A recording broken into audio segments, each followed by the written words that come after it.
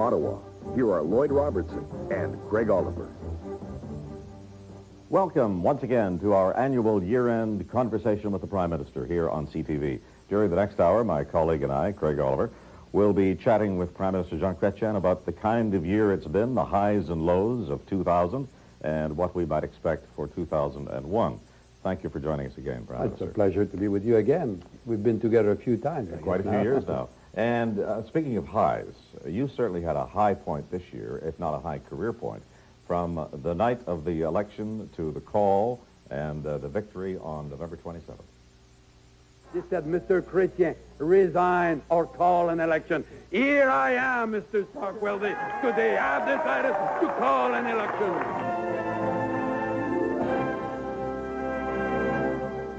CTV News projects a liberal majority government. A liberal majority government, Jean Chretien wins his third consecutive majority.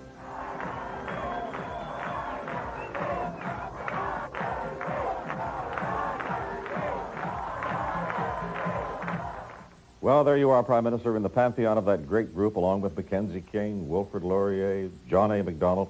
Now, tell me, first of all, in 40 years of politics, was this really the high point for you? Was this the big moment?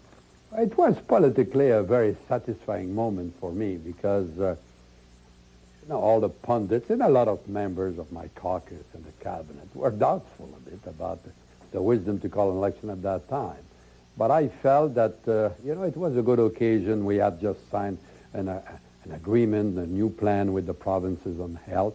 And we had this big debate going on because of the surplus, the first time in 50 years that we had to deal with consecutive surpluses and what to do with it. Some said, oh, put it all there, or not in this and that. So the debate had to be done, and now we have 5 years to implement what we ask from the Canadian public. And of course,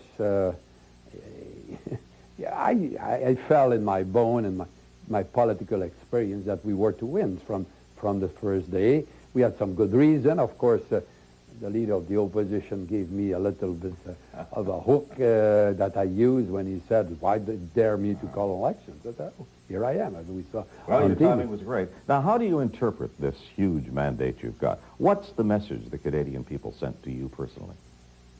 I guess this is a mandate that fundamentally there was no big disagreement with what the government was doing.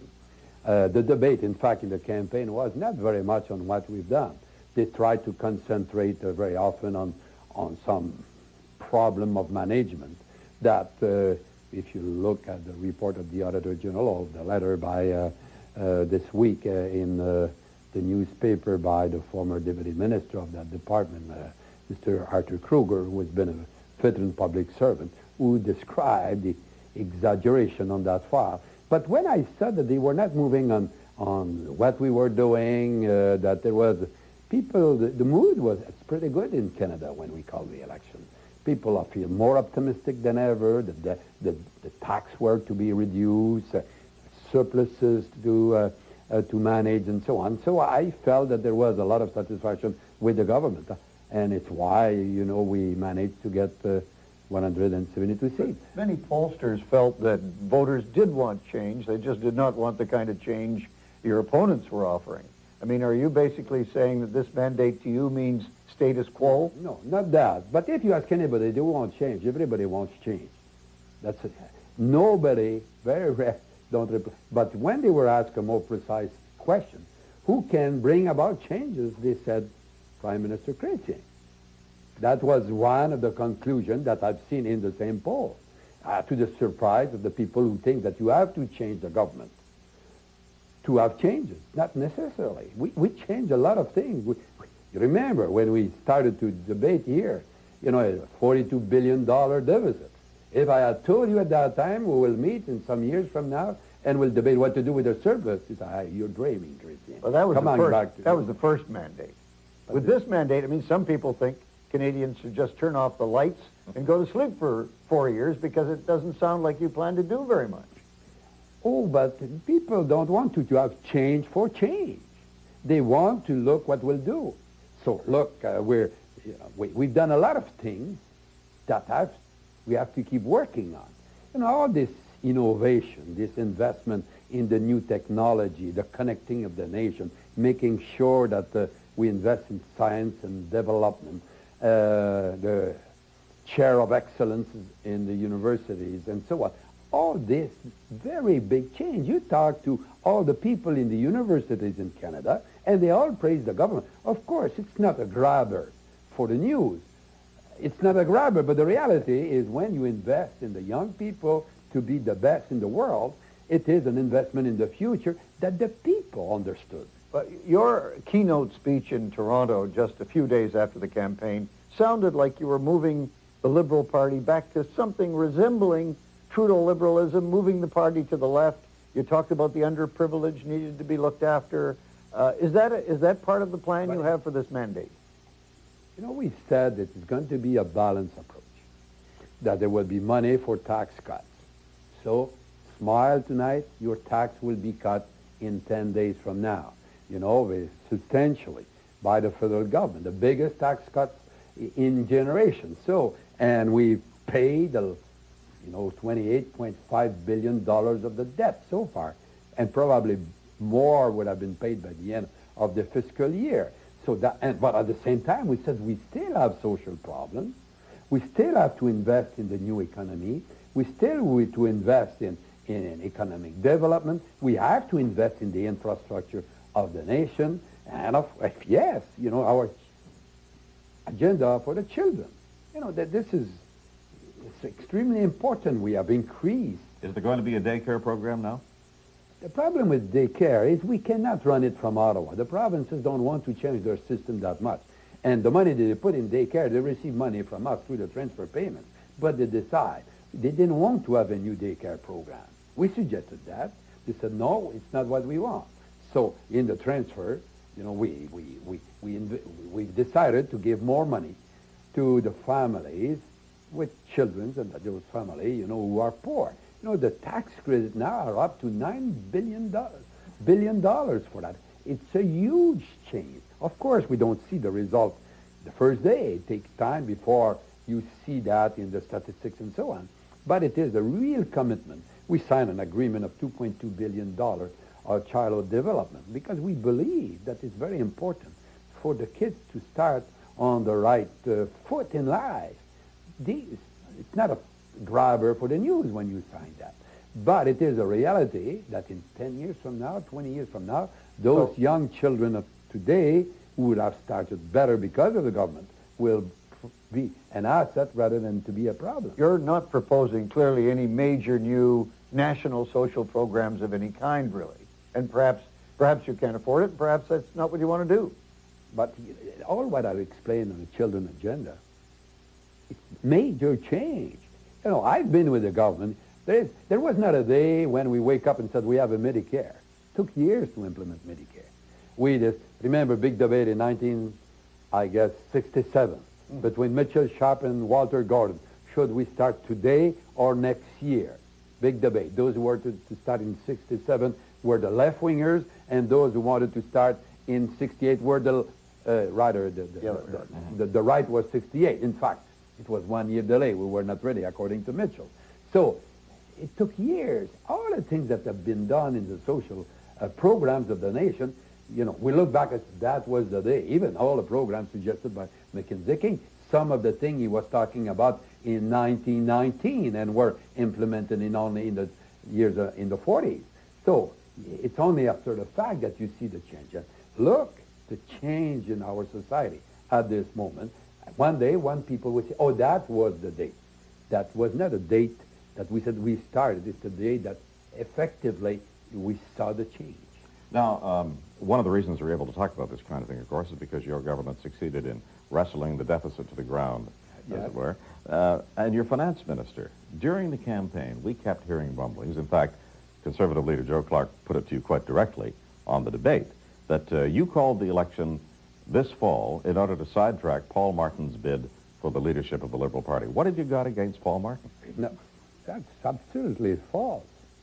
I called an election because I thought I was to win the election, and we have a good reason. I'm the leader of the party. You keep writing that he'd like to be my successor. Of course. I hope that he wants to be my successor. I hope that others will want to be my successor. That will be a great joy for me. You know, one of the goals I have, well, some people say, what you'd like to leave? I'm telling you, I've been a Grit a long time. And my dream is to leave the party in good shape when I go. 10 years from now or before, when I go, the party will be in good shape. It is very important for me. And the more, the merrier of those who want to be Prime Minister. I will be disappointed if I were to leave the party with nobody able to do the job. But is that sort of a legacy you want to leave for Canadians, that the party's in good shape? I mean, the rest of them may not appreciate that. You know, I'll tell you, I don't dream about my legacy, and it is an error to try to do that. Eventually, somebody will pass judgment of what we've done, and I will not probably be there to read it. History, you know, so you have to look at it, what is the right thing to do. If you have an objective that you will have your name in that fashion, it's very dangerous, because situation changed.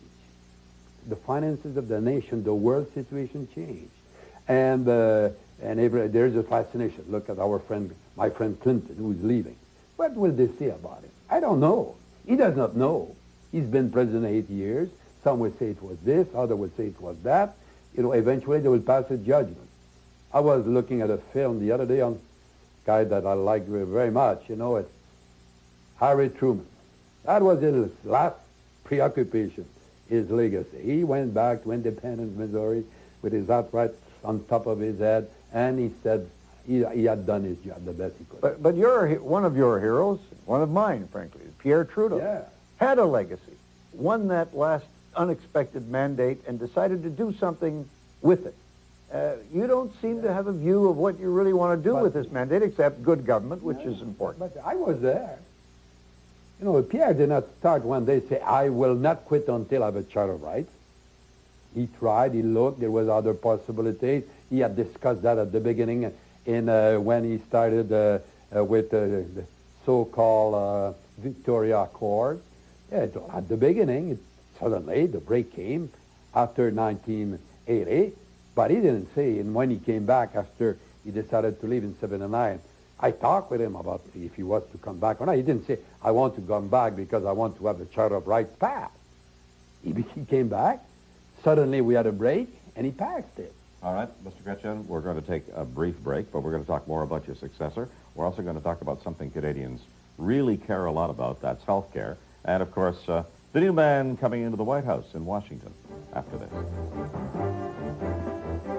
A conversation with Prime Minister Jean Chretien continues in a moment.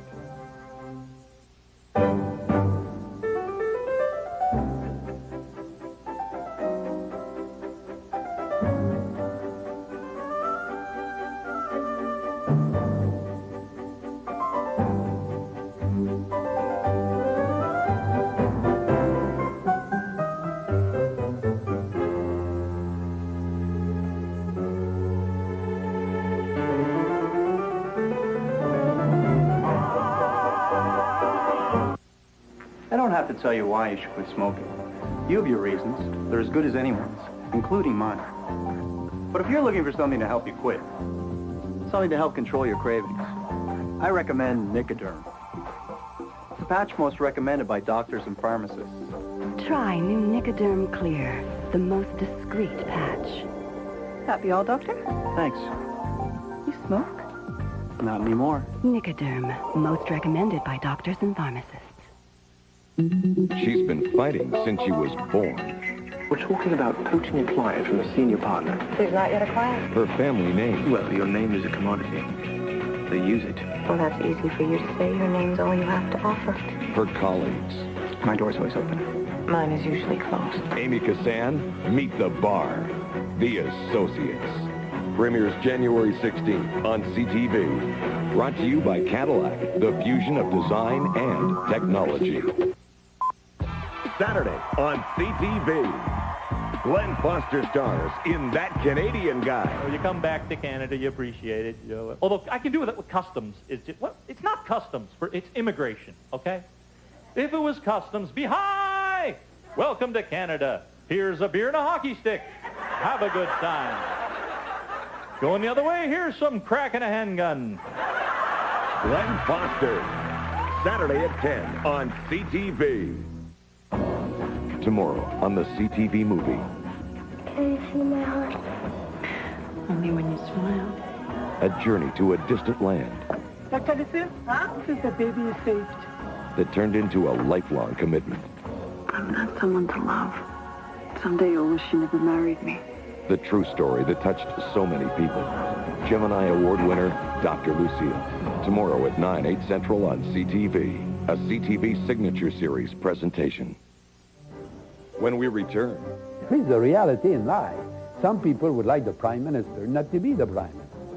a conversation with the Prime Minister will continue. CTV, Canadian Television.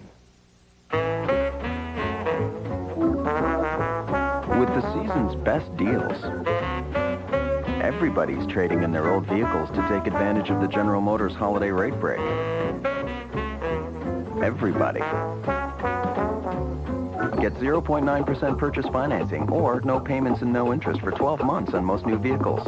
The General Motors holiday rate break for a limited time at your Chevrolet Oldsmobile dealer.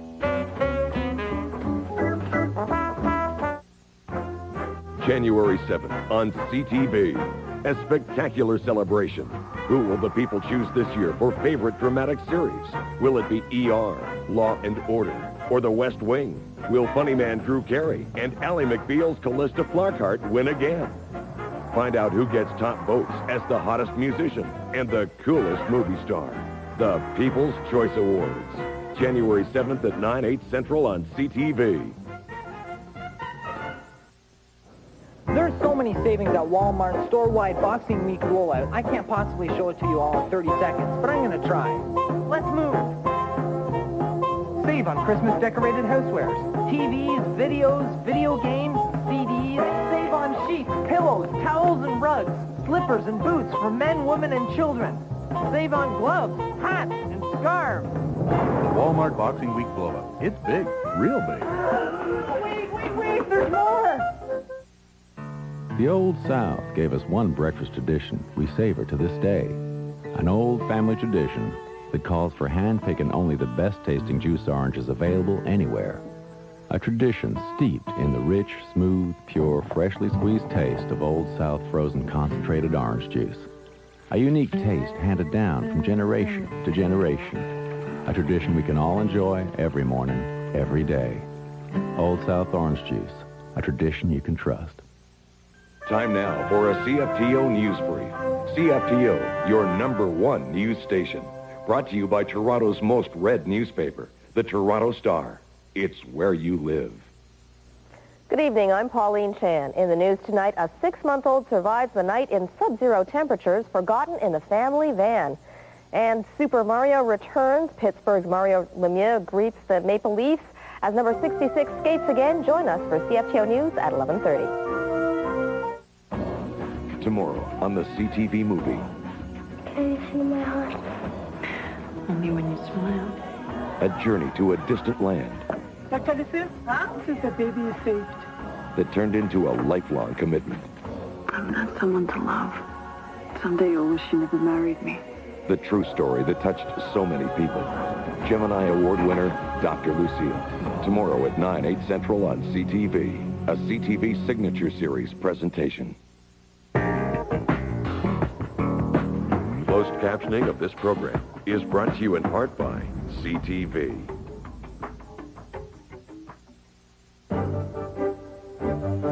From Ottawa, a conversation with the Prime Minister continues. Here again are Craig Oliver and Lloyd Robertson. And back with the Prime Minister, we just want to be sure we understand clearly what you're saying about successors now. You're not going to anoint anyone, you're not going to play favorites, you're going to leave it wide open for the party? Yes, absolutely. It's a big mistake when you decide to choose your own successor. I've seen this happen too often. It's very dangerous. You're not very objective, and it could make the base of the party very mad at you. I've seen guys who have done it, and and they regret that in the middle of the campaign for leadership. So no, the minute that when I decide to go, now I'm starting my 3rd term, and now, I will decide before the 4th term if I run again or not. And of course, 4 years from now. yes, yes, and as we have a deal that I'm not leaving before you, I will have to consult, and you're not leaving before me, so that's very important for the nation, what you do. And, but it's the best recipe, because if you decide, you might decide for objective personal reasons, and not very good for the nation and for the party. It's a democratic institution, the Liberal Party, and, when they select leaders, they select themselves. I remember when Trudeau became the leader, it was, I guess he won on the 5th ballot. And you never know what will happen in a convention. One day I had a private discussion with John Robarts, with a group of people, and I didn't know that, but he was the 5th on the 1st ballot, and he won. So probably that nobody wrote about John Robarts during the campaign. And was it not the case with Joe Clark? Yeah, it was. But you're rejecting then the conventional wisdom around town, which is that you're helping Brian Tobin or Alan Rock to defeat Martin. It's because you guys, you don't know sometimes what to talk about if you talk about it. No, I know that I will not, and it will be a mistake to do so. Of course, if some come and ask for my views on that, it's what I will tell them, because it is the only sensible way to leave the party in good shape. Prime Minister, very important to Canadians, health care. Now, there is some polling indicating that Canadians are prepared to look at a two-tier system of some kind. What about that? Should not those Canadians who are able to pay have an opportunity to pay? We had a debate on that. Our position is very clear. And the premiers all signed on the present system. In the agreement we signed on the 11th of September, they all talked, they all said, we want to keep the 5 conditions of the Canada Health Act. This is settled. For me, I don't think we have to revisit that. Of course, healthcare evolves. And it's why the plan will help the provincial governments and the federal government. Because a lot of things now do not occur anymore in the hospital, like in the good old days. People will go in the hospital and they get out right away. And if they stay in hospital, they have a different, the cost is different than when they are out. Some element of managing it will have to be modified. But the principle of the 5 conditions of Medicare are there. It's not only a great social program, it is a great economic program, because when we're competing with the Americans, the fact that the big corporations in Canada don't have to pay for the Medicare of the employees gave them a great advantage over the American competitors. But as long as there are life-threatening delays for surgeries, for diagnostic purposes, waiting lines to get into hospital, if people who can afford it want to pay for their own extras, is it realistic to expect that you can keep saying no to them? We intend to. We will say no. We ran on that. I cannot change that. That was the main item. And even the alliance, you remember the leader of the opposition, he had a sign, a prop, to say that he will not have a two-tier system. So I don't know what you're coming. Even the alliance don't want it. So if they don't want it, the NDP don't want it, the Tories don't want it, the Bloc don't want it, and my party will not do it. Are you willing to use financial penalties against the provinces if they allow the beginning of two-tier to exist? Because there are lots of signs that it starts. We've done it in the past. We're the first government, we've done it with Alberta, and we've done it on social programs with BC. Never been done before.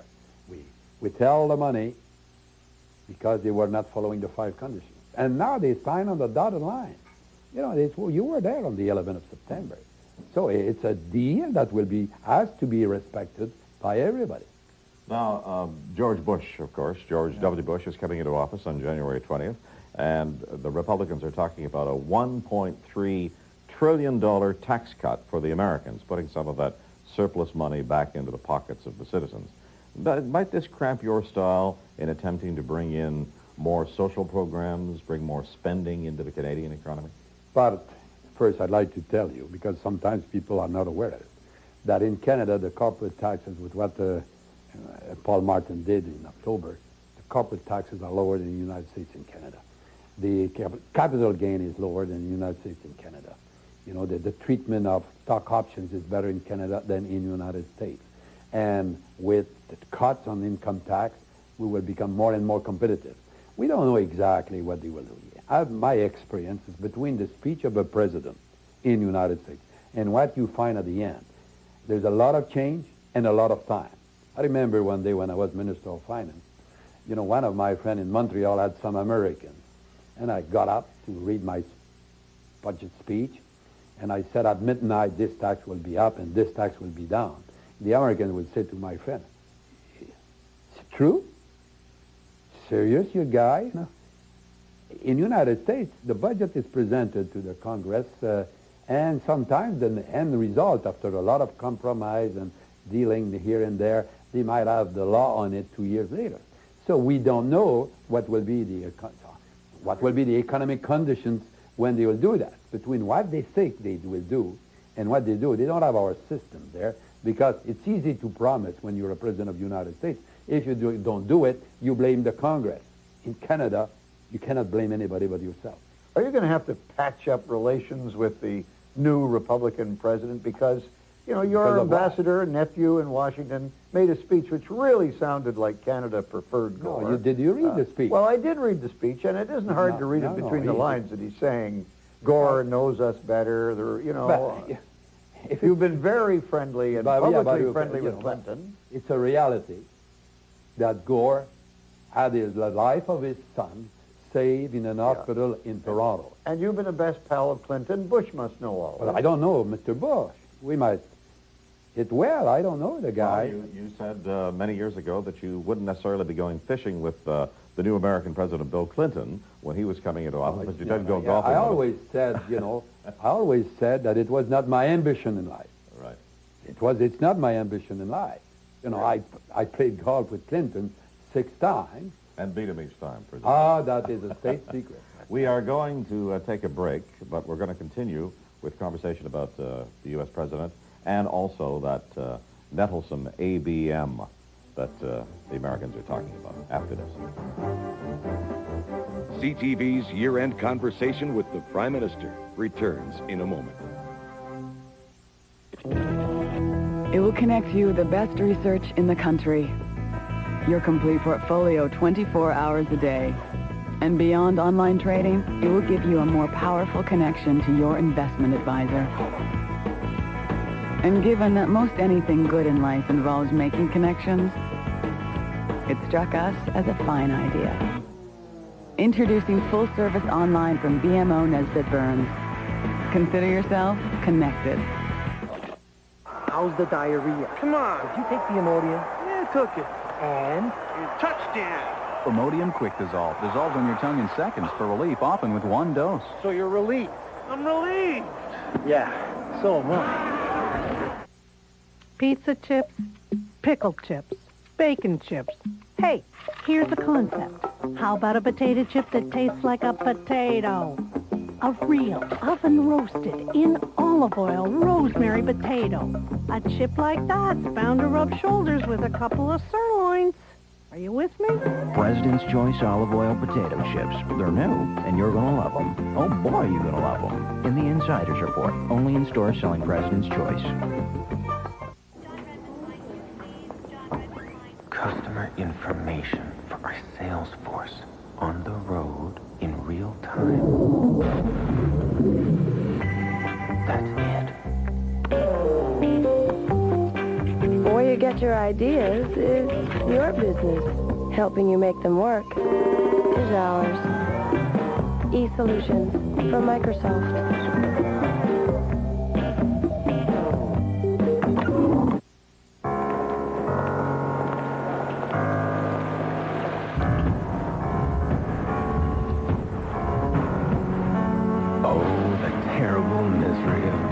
Under the weather.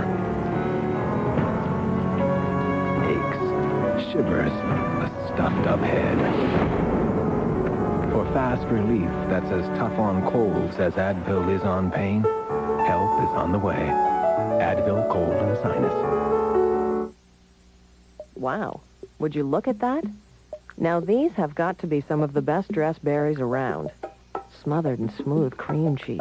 All wrapped up in a thin phyllo satchel. They're so cute. I'd be ashamed to eat them. I, for one, have no shame. President's Choice Cream Cheese and Berry Phyllo Bundles. They're new, and you're going to love them. Oh, boy, you're going to love them. In the Insider's Report, only in stores selling President's Choice. We now return to a conversation with the Prime Minister. Here again are Lloyd Robertson and Craig Oliver. Just before the break, Mr. Chretien, we were talking about the new Republican president coming into office January 20th. Now, the impression is out there that liberals like Democrats better than Republicans. Is that fair? But it's what people write about. For me, I've never been prime minister having a Republican as president. Depend on the issues. For example, Clinton was a free trader, and he was a Democrat. I understand that Mr. Bush is a free trader too. He's for free trade, and he is a Republican. At the time when we finalized the agreement with Mexico, I was the prime minister for NAFTA. Clinton had to rely on the Republicans. He could not deliver it with the vote of the Democrats. And I remember the discussion I had with him. I was for that, and he needed this and that, and I needed this and that. We made the last negotiation because he had a timing, and he was afraid to lose the vote, and he won it by very few votes. So, in the case of Mr. Bush, I'm told that he is more of a free trader than Mr. Gore was. Can we just switch now to a subject also involving the Americans, which is certain to be a big issue during this mandate of yours, and that is Star Wars 2. The President, his Secretary of State, have both said they are determined to go ahead with this, and it's apparent to most of us that they can't do it without Canada. Now, your Foreign Minister, Lloyd Axworthy, was strongly opposed to this. We thought he was speaking for the government, but you seem to be equivocating on it. No, I'm not equivocating. I don't know exactly what are the plans. First, you have to start from the basis that they have not overcome the technical difficulties. That might take some time. Second is there is a big debate about what will be the consequences with all the NATO allies. You heard President Chirac here, and all the Europeans, but the Brits are very strongly opposed to that. So the debate is going on not about is it feasible, it is what will be the consequences of having that. For us, technically, we will be protected by that anyway, because they will use Alaska and they will use Norway, because to protect the United States from Russia, they have to, we're in the between the two. That's news to me. You mean Toronto and Vancouver would be protected at the same time as L.A. and New York by this missile shield? I don't know the technical details, but I know that they're talking about using Alaska and using Norway, and they have not made any request for land from us. So the problem is more on what will be the consequences of what was the balance that exists, or what exists at this moment, the balance between those who have nuclear weapons among them, the balance of terror, some would say. That has worked reasonably well so far. Mm-hmm. Now, if they do that, what the Chinese will do, what the Russians will do, some are afraid that it might cause a race for armament again, of a different kind. And it will be an allocation of resources around the globe that is not the most appropriate. So, we want to discuss that. And they say that they can do it alone, and I guess they can do it alone. But they will have to deal with those who are opposing that because of the equilibrium. And I discussed, Mr. Putin came here even, I suggested to the press that I might be a mediator in that thing.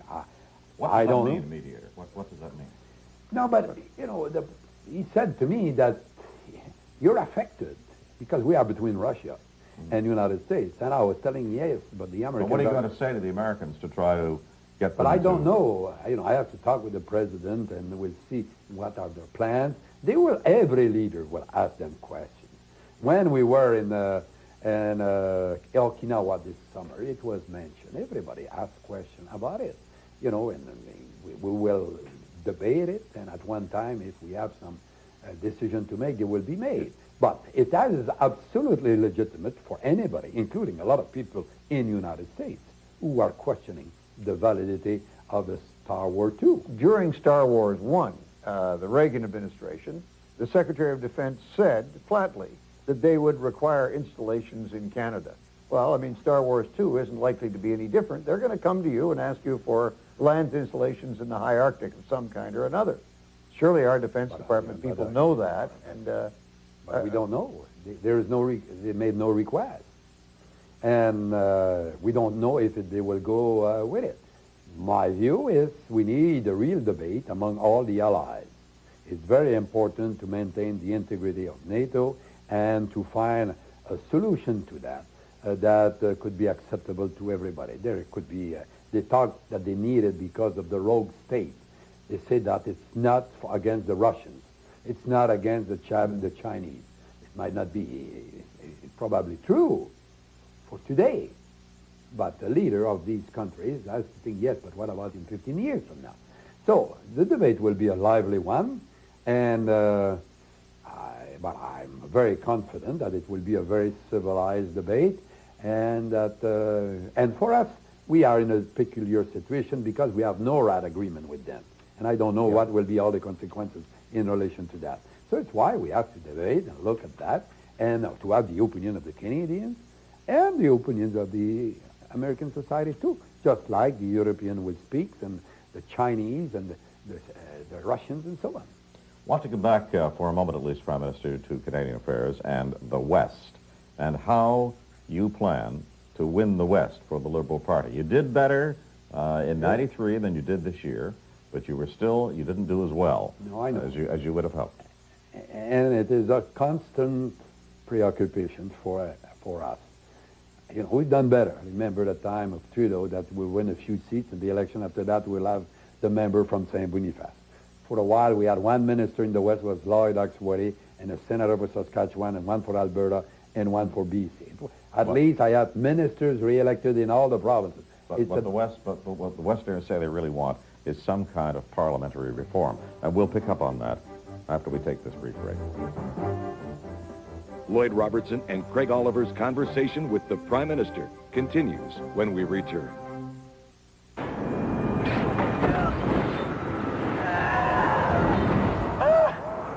Vertical Limit is hands down the most entertaining movie of the holiday season. Grab my hand! Grab it! An adrenaline-pumping, heart-stopping, emotionally charged adventure. We're bringing you home! Strap yourself in for the most fun you'll have at the movies this year. Vertical Limit. Now playing in theaters everywhere.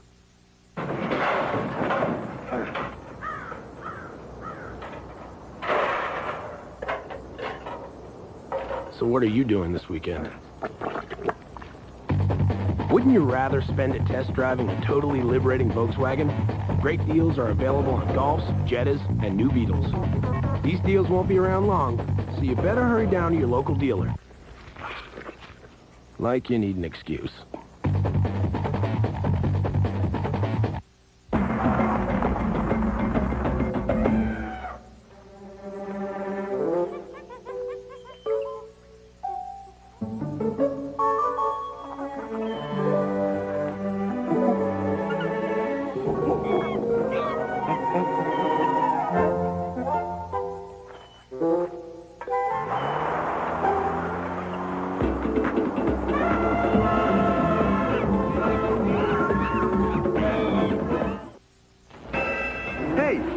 Bob, you look fabulous. His hands are so soft. You smell fantastic, Bob. Is that a new fragrance? What's the secret? Well, Bob uses his free Shoppers Optimum card to collect points on everything Shoppers Drug Mart sells. Then he redeems them for free stuff, like that sensational cologne. Does it work for medications, too? Yeah, some. Lysol presents Facts of Life. That was my lucky marble, Dad. Fact: one person's trash is another person's treasure. Fact: kids are not leak-proof. Fact: Lysol products are proven to kill 99.9% of household germs in only 30 seconds. Fact: a human's fascination with water begins early. Life demands Lysol. That's fact.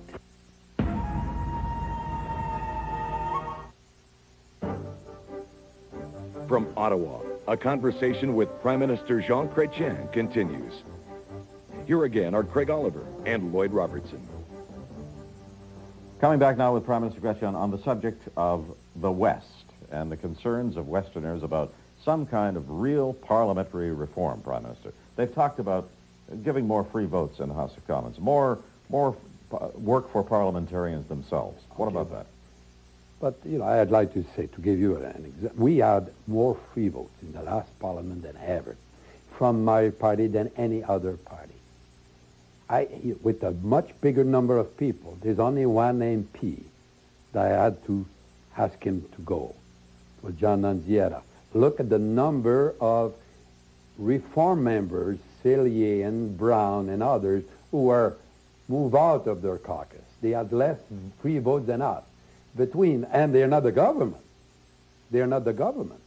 So we are the government. So, of course, you know, the problem is, or some people will talk about constitutional reform. There's the no, yes, I am for more, you know, now we have votes regularly. Private members' bill, before, there was never a vote that. Now my members can vote freely on that. Ministers are not necessarily, because it's sometimes in conflict with the policies of the government, but they can vote more than ever. We can. Committees are more important. Just to give you an example, the children agenda in my party, it was not in a program of 1993 or 97 very clearly. You know, that is something, some members of parliament who have driven that thing into the caucus, into the cabinet, and into the House of Commons. And we have people who are extremely activists in my party who use a system of committees in the party, committee in the House of Commons, to move their ideas. But there's a perception about you that you don't like that kind of reform, that you want to stand pat, you like the power of the Prime Minister's office, you're not prepared to give in any way in that respect. But ask any ministers who were ministers before, you know, if they didn't have more freedom with me than in any other years. Ask, you know, there was a job that was created by Mr. Maroney, where there was a very senior person, political, in his office, that's the title equivalent to a deputy minister, you know, and so that gave him the control of everything. I've abolished that. Ministers run their own department. Ask Paul Martin, he would say that to you. We agree, we discuss regularly, but he has a lot of freedom, he's not complaining. He says, I back him up all the time. He never complained that I was imposing anything. So, but there is a reality in life. Some people would like the Prime Minister not to be the Prime Minister. You know, there is a moment in life where the buck stops somewhere. And old Harry Truman said, stop here. And you have to live with that. And you take it in the House. For me to get up in the House and tell you, the press guy, you know, it's not my fault. It's one of my ministers. I wash my hands, you know. I gave a lot of freedom. I have nothing to do with it. No. You're responsible, Chretien. So you're responsible for the guys in the cabinet, and it is you that has to take the blame. So I have to know a bit what's going on if I am to receive the blame. Now, I know you did. You're going to tell me you certainly did better in the West than Pierre Trudeau did in 1980. A lot better, but still, and better than the Tories in '93. I know, but still, a large number, a majority of Westerners rejected the Liberal Party. In Ontario, you absolutely cleaned up 97% of the seats. So there really is a Western wall developing there. And does that worry you, number one? And number two, how can you reassure Westerners that yours is not Ontario, Quebec-centered government? But I have to tell you that we have 17 members. Now, we had 17 members. We had 9 of them in the cabinet. Yep. We have now this ministers in BC re-elected. The 2 in Alberta re-elected. Goodale in Saskatchewan. We have Lloyd quit, he would have 1. We have Duhamel, and we'll have to name somebody else eventually. You know, they are there. We have Blondin in the north. So, you know, people don't refer to that. For example, for the last years, the Economic Committee of the Cabinet, who was the chair? You know, Ralph Goodale. Social Policy, who was the chair? McClellan. It's for those who say that, yes, we're not there. You know, but we have But, the problem is this, is when you talk to the Westerners about national issues, they tend to agree with us. But and it's why you see that regularly, between elections, the party has done quite well in the West. Suddenly, when come the election, zoom, they go back on local perspective of problems. And this tradition, like it or not, tradition exists in politics. And it's difficult to break. You go to Great Britain. There's some parts of Great Britain have been Labour all over for generations. And other parts have been conservative for generations. It's now a tradition that Westerners vote for other people. They don't. I'd like them to vote for Liberal Party, but look at the situation since Saint Laurent. And in Alberta, we have not won a majority of the seats in Alberta since 1911, or before 11. I think that in 11, Laurier lost them. So, it's a reality that is there, but we should not give up. We have, I keep repeating to them, my family my mother's side is from Alberta. I've traveled in the West more than any other leaders, and I don't score. But it must be the same problem for the people of the West. We tried in Quebec, and we never have a seat, but it is the reality of the political life. And we don't, it's frustrating, I'm sure, for the Alliance to see that they cannot penetrate Quebec. They didn't do very well in Quebec in the last news. I've done much better in the West. And, but it's democracy is democracy. The decision is made by the voters. And I will keep traveling there and trying to persuade them, and someday I might have a big breakthrough. Who knows? You talked about your cabinet, by the way, and that just makes me wonder, why are you resisting putting a fresh face on your cabinet? I mean, with a fairly significant change. Well, yeah, but you do have a lot of bright new people re-elected, or elected, not necessarily re-elected, with you. Aren't they going to be frustrated? Don't they deserve more than sitting deep in the back benches somewhere? But, it's the most difficult job of a prime minister is to make a cabinet. You have a team. They gain experience. They are good. And you go to one and said, leave the place. I want someone else than you. Because, yes, I know there's some very good talent, but you have to keep in mind the region. You have to have a balance between religion, somewhat. You have to have the problem of men and women to maintain. If you don't have you have to balance it. It's extremely complicated. But talking to you, both you're veterans too, and you're very good. So your boss told me he wants to keep you both. So I have the same problem too. Well, we'll look forward to that cabinet-making issue for you, Prime Minister, in the days to come. We're going to come back with a few personal notes before we go. A conversation with Prime Minister Jean Chretien continues in a moment. CTV, Canadian Television. Shanna, what are you having for lunch today? Oh, I'm skipping lunch today. I'm going to have a big dinner. What? Don't you realize your body needs a constant supply of fuel all through the day? If you skip a meal, chances are you shortchange your body of important nutrients like calcium. I'll be right back.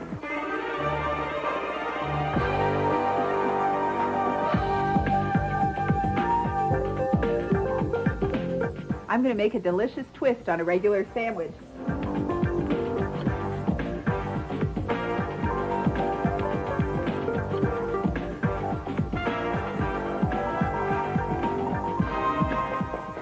Brought you lunch. This little number gives you your grain, milk, and fruit servings.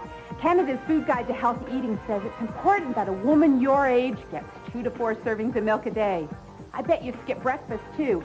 So there's a yogurt sprinkled with cereal and a cafe au lait. What was I doing? Groceries. See you later. Wait, your rollers!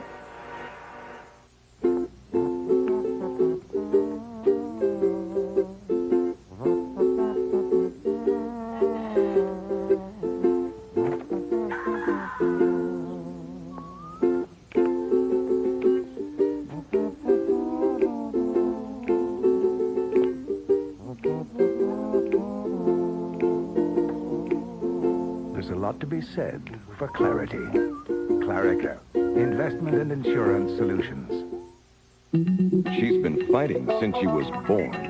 We're talking about poaching a client from a senior partner. She's not yet a client? Her family name. Well, your name is a commodity. They use it. Well, that's easy for you to say. Your name's all you have to offer. Her colleagues. My door's always open. Mine is usually closed. Amy Kassan, Meet the Bar. The Associates. Premieres January 16th on CTV. Brought to you by Cadillac, the fusion of design and technology. Tomorrow on the CTV movie. Can you see my heart? Only when you smile. A journey to a distant land What can I say? Huh? Since the baby is saved. that turned into a lifelong commitment. I'm not someone to love. Someday you'll wish you never married me. The true story that touched so many people. Gemini Award winner, Dr. Lucille. Tomorrow at 9, 8 Central on CTV. A CTV Signature Series presentation.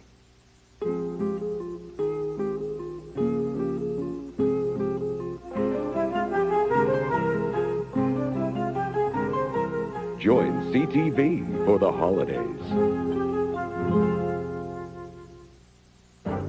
We now return to a conversation with the Prime Minister. Here again are Lloyd Robertson and Craig Oliver. Well, Prime Minister, you said you'd be back. A lot of people didn't believe that you'd be running in another election, but there you are. It's over. It's done with. This was a rough campaign, though. You were called corrupt, among other things. Now, how did that make you feel? I think that, when there's no substance to it, it's a bit of an exaggeration. The people, they know who I am since a long time in Canada. And to use this, it was completely irresponsible, and that it was not based by any substance. And, look at this government, and I'm very proud of it. More than 7 years, not one minister had to resign for any problem. Look at the report of the Auditor General in October, that no public officials, nobody in the government has done anything against ethics and all that. So to come that, and you read the letter by Kruger that he sent to the paper. Art Kruger had been a very senior bureaucrat in Ottawa who has seen great reputation, done a lot of work since he's out of government, and he called it completely irresponsible. And why? Is because you will create a situation where people will not want to serve anymore with that. For me, I'm very proud of my record. I'm very proud of my name. That's the only asset that my dad gave to me, and I've honored his name all the time. He said that to me. The only thing I will leave you is your name, and I've honored that very well. And everybody knows that, none of my members, none of my ministers have been naming anything in 7 years, and I'm very proud of it. But, the exaggerations were there. And you have to live with it, but everybody has to look in the mirror and see how responsible they have been in all that. Do you feel that everybody in that campaign was diminished to some degree in the eyes of the public by the nature of the campaign? I did not do anything like that. I was not diminished by that a bit. I remember the phrase that was used by Mike Pearson, who throw mud, lose ground. I knew that, always kept that in mind. I don't think I've been diminished a minute. Because, of course, I worked for my constituents.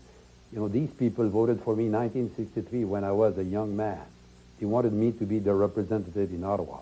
And it is my duty to help them within the rules of the government to make sure that they receive what they deserve. But there are those who would say that some of your people were mixing it up. Which one? With, some of your people. We weren't one? talking about your names. Well, against the alliance and against the what was said against stuff out into what was said? Well, the whole business of Jacques Day believing in creationism. Not us. Not us.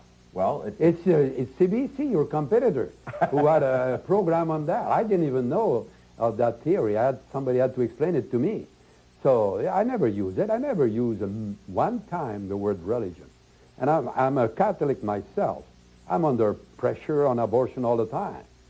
I'm a practicing Catholic, and I say that all the time, that my religion has nothing to do with my public affairs. I don't want anybody to impose on me their morality, and I have not the right to impose mine on others. In a multi-racial, multi-religious society like us, you have to be very careful about it. Never use it. But, look at the debate. This is a subject that I never raised since it's going back since 1896, when my grandfather was refused the communion because he had been a liberal organizer at the time of Monsignor Laflèche in the district of Trois-Rivières. So I've been very careful on that. And they cannot say that my party has done it. So 4 more years? Of course, I have. Let me start this business first. At one time, I will have to sit down and say, am I running for a 4th time? And if I decide not to run, of course, I will not do like some others did, to wait until the last minute and the poor guy coming after you is trapped with lack of time. And I told you, for me, I think that the best thing for the country is to have a good liberal administration.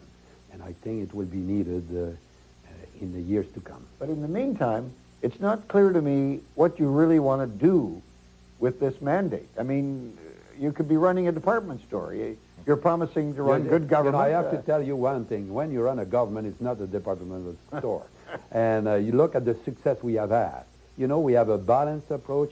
We want to make progress in the social field, in the economic field, and we want to reduce the taxes. It will be done on the 1st of January, and we're paying down the debt. You know, and they will look, and the result will be probably good by the end of it. And you've had great success, of course, on the electoral front. And Prime Minister, congratulations again for that. Thank you very much for being with us. And Craig and I have enjoyed our conversation as usual. And we'd like to wish you, your family, Mrs. Chretien, all the very best for the holidays. And I would like to say thank you to both of you, and Merry Christmas to you and to all the people. Happy New Year to all Canadians. I guess that year 2001 will still be another good year for all of us. Thank you. Craig and I will be back with a final word after this. What's all the excitement? It's Kia's year-end price-capades, featuring the stylish Rio, the four-wheel drive Sportage, and the roomy Sepia, all shined up, topped up, and ready to roll. We've even polished up the prices, with 0 down and 0 security deposit on leases. It's Kia's exciting price-capades. So visit your Kia dealer today, before someone twists an ankle. January 7th on CTV. A spectacular celebration. Who will the people choose this year for favorite dramatic series? Will it be ER, Law and Order, or The West Wing? Will funny man Drew Carey and Ally McBeal's Callista Flockhart win again? Find out who gets top votes as the hottest musician and the coolest movie star. The People's Choice Awards.